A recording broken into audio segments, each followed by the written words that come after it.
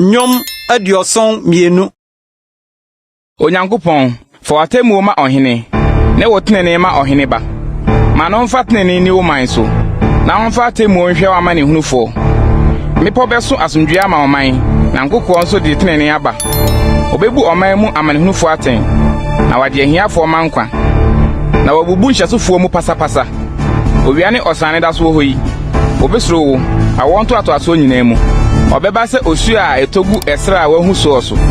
Se osu kese etodwodo asase mu. Otene ni besi from nebreso. Na asomdue pi beba kodu se osane ni ho bio. Obedi hini afri poso akosi poso.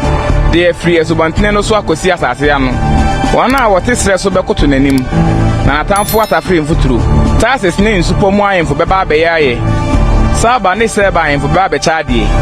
Na ayemfo nyina bekoto asore no. Amana nyina besom no. Na obeji ohiani a osufre no. Ne omanehunufo a oni boafo. Obekura obrefo ne ohiani. Na wade ahiafo kra nkwa. Obeji won kra finhyeso ne etremodin semu. Na omoja aboa yedin nanim. Na obenya nkwa. Na odi seba sika no bi bema no.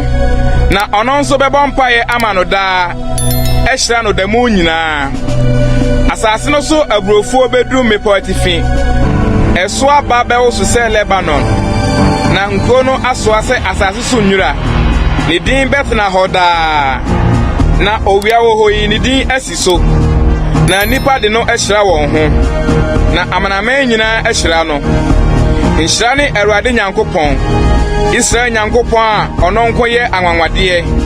Na nhira ne nanimonyam din da.